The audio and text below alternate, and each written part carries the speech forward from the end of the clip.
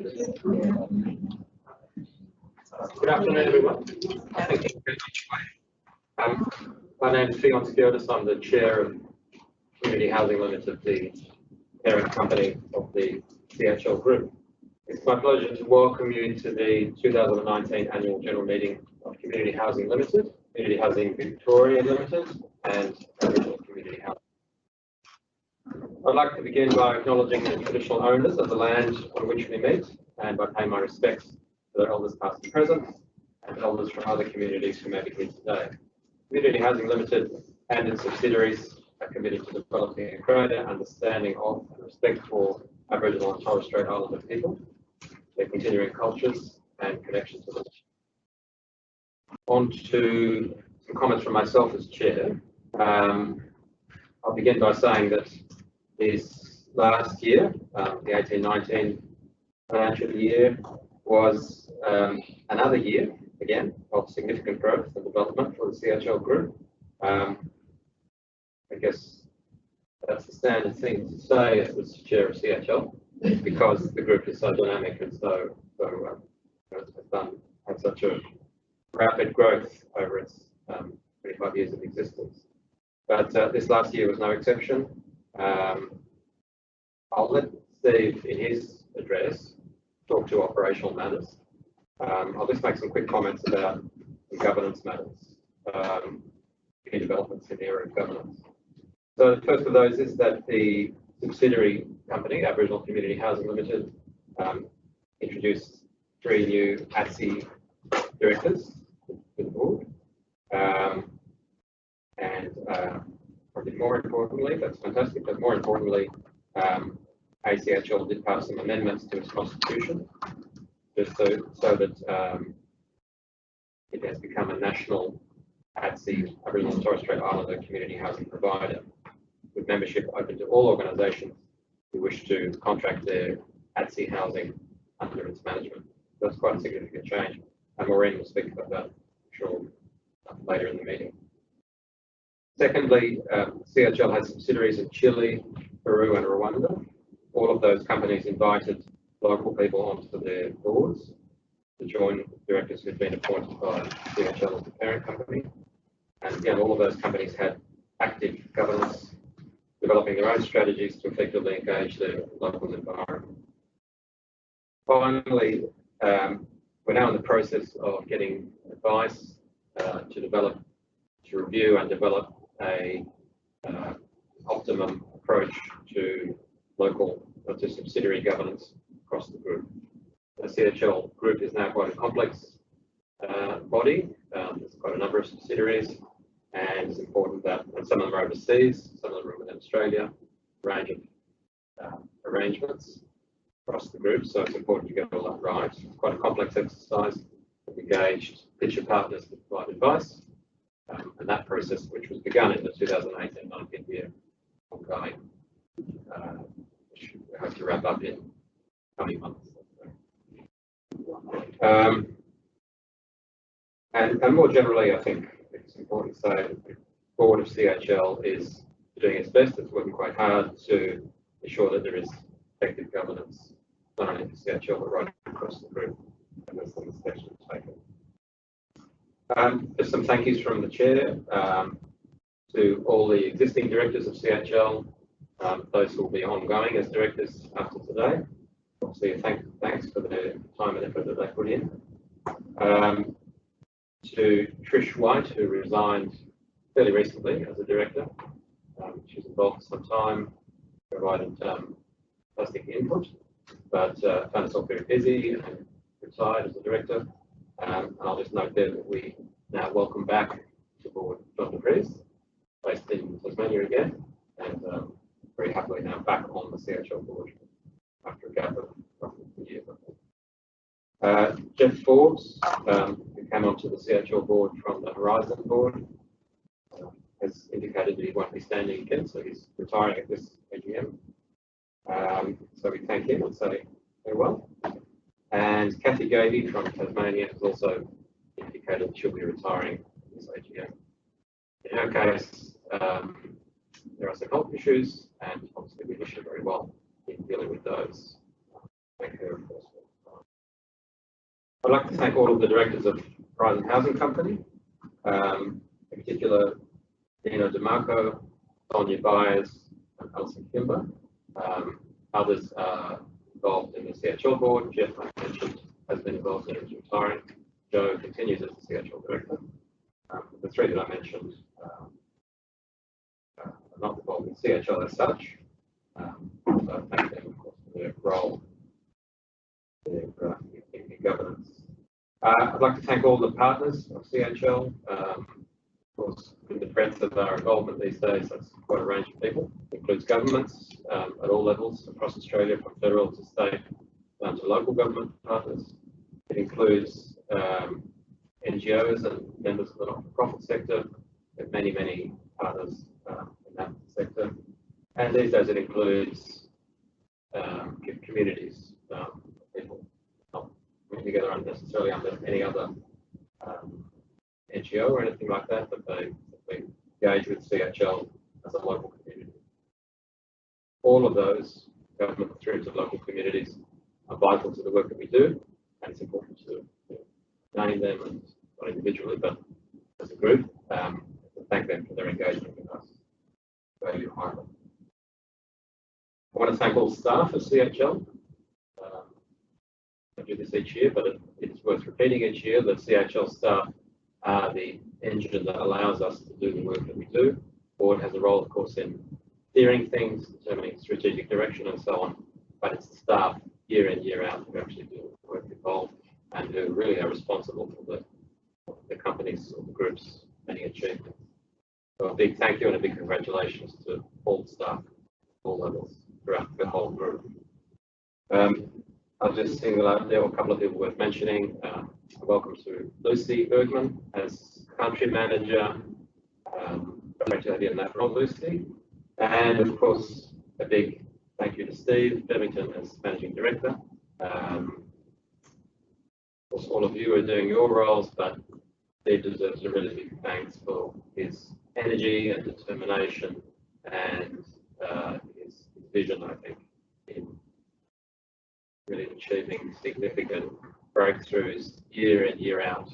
CHL will allow us to be the significant force in community housing that we are now. So big thank you to Steve.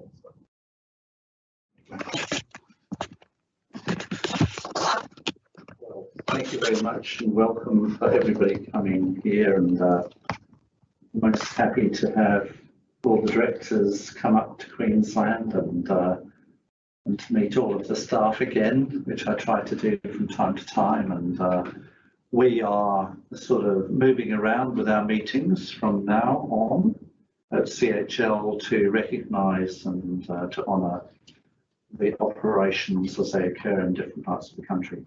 And a first place of abode after Victoria or so, in terms of coming for our first AGM outside of Victoria, I think, is here in Queensland, and this sort of recognises the very important event that's occurred over the last year and a half, which is the integration with the Horizon Housing Group as such. And I think it's been an important journey for the organisation. It's been particularly important for the two organisations to come together in the way it has. What has actually happened is that there's been some challenges in the Horizon Housing Group, just strategic challenges for the future, as it's 60% of its stock, which is moving over the next 5 years towards expiry, has been certainly a major risk for the organisation to manage. And coming together with the CHL Group has allowed the organisation to maintain its staffing base, principally up here, and at the same time sort of reduce the overall cost, because a lot of the staff have been doing duties right across the group, and that has been helping both organisations. What that does for the future is actually it releases substantial surpluses, which we can then put into raising capital and growing housing stock for the future. And that is something which was not available under previous financial frameworks, which were available to the Horizon Housing Group without, should we say, retiring quite a lot of staff, which hasn't needed to occur. We're most happy with that. And we've also brought a lot of skill into the organisation through having staff come on board. So I think this is really important. It's really important in setting up the operations in Queensland for the future and engaging in future projects. So that's brought in nearly 2,500 houses or so, 2,400 or so, which has been great. And we managed to move the organisation's call centre up here, take advantage of the very good services which are and standards up here, and we've been able to move all the NRAS, the management and compliance management of all the NRAS stock at the same time.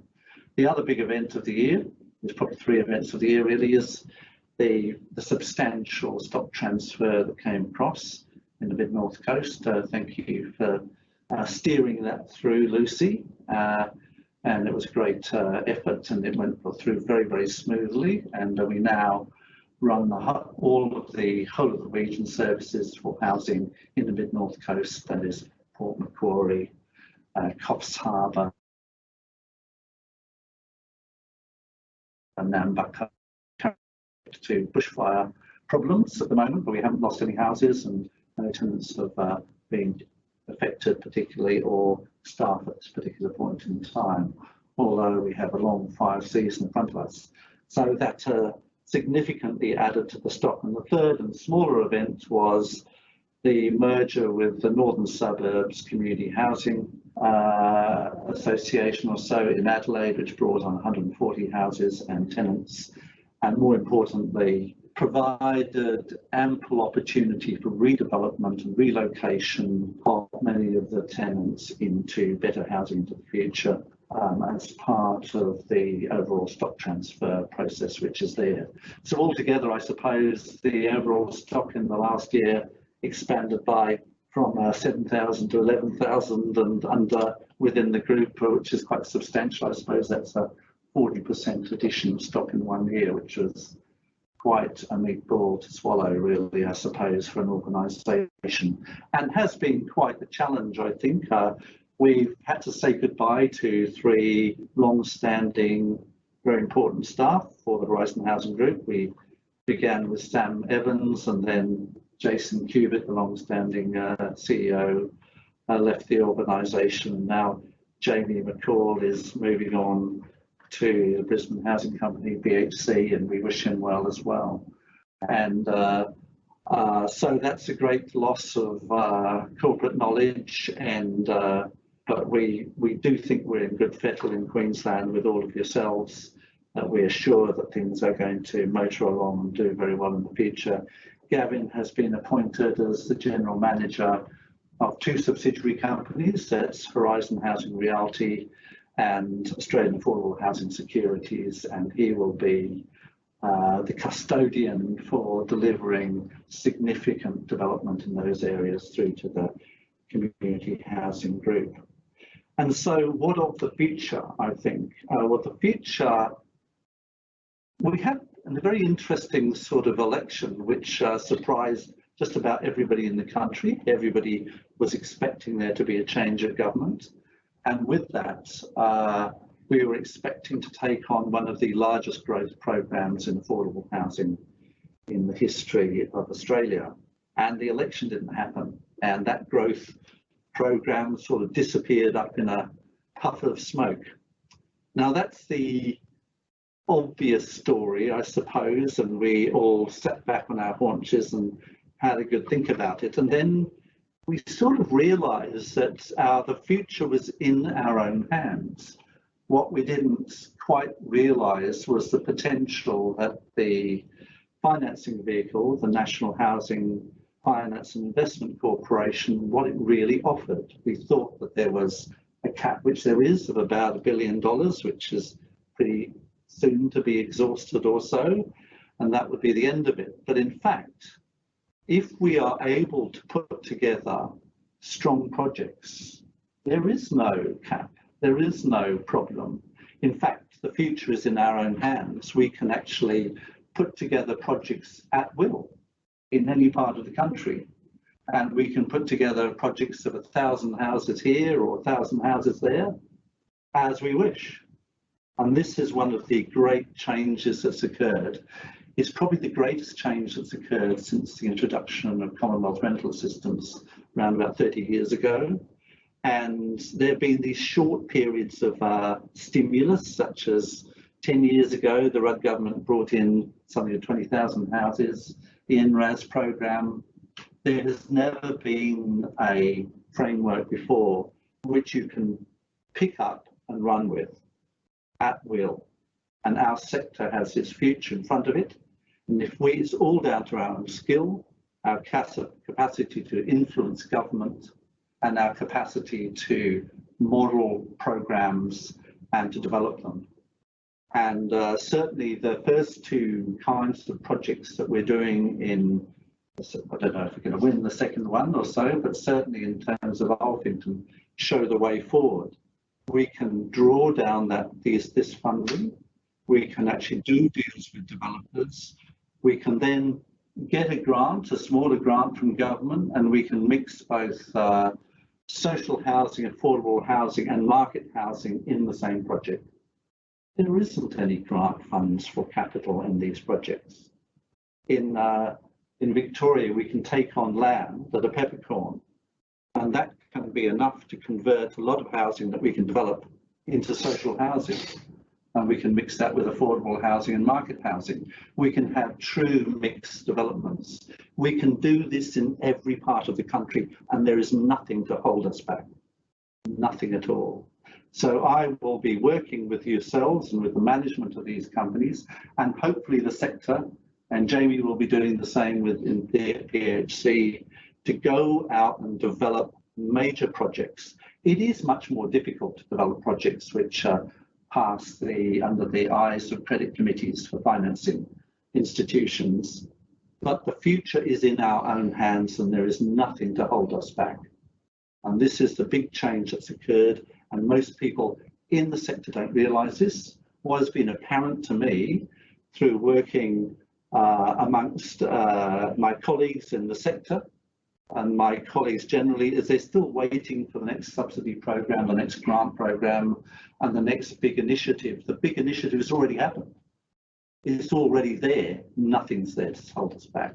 Our job is to go out to the state governments and to bargain for land and to redevelop it and massively increase the amount of stock on mixed developments in places so that we can house the people we need to house. So that is the future which for ourselves in the future. It's going to be hard.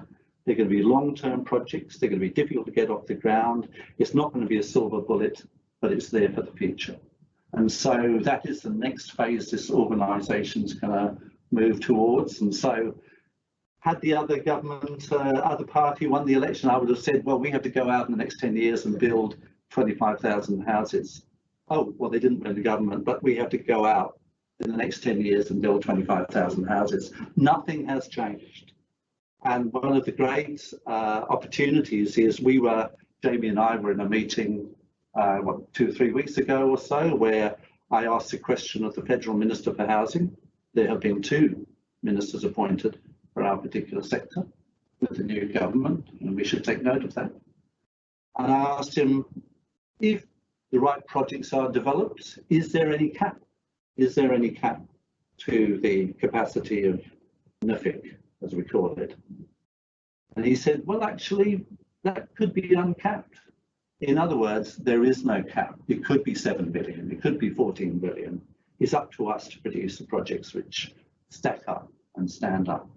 So that is the future for what we are involved with in Queensland or Victoria or New South Wales or anywhere where we can convince project partners and stakeholders and governments to get on board.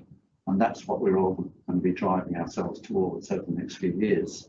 I'd like to, and that's a very happy note, I think I'd like to thank the support of the board. I wouldn't be able to do anything I'm doing if I didn't have directors who are prepared to properly and insightfully look into the projects that we put up and to put their weight and support behind them. So I'd like to thank all the directors for their support. particularly the chair, Fionn Skiotis, and the chairs of the subsidiaries, who are Dennis Clark and Maureen O'Meara. And I'd like to thank the efforts of the outgoing directors for the Horizon Housing Company and Horizon Housing Solutions, who have helped to steer particularly this very difficult merger, but this very beneficial merger for developing more housing for people in need. And they've been very mature in the way that they've been able to manage that process. I'd like to thank all of my staff for it, and I'd like to thank the previous senior executives of the Horizon Housing Group who are departing, and they're departing the organisation and ensure that it's in good hands with a good group of staff who can take it forward into the future. Okay, well, thank you very much indeed.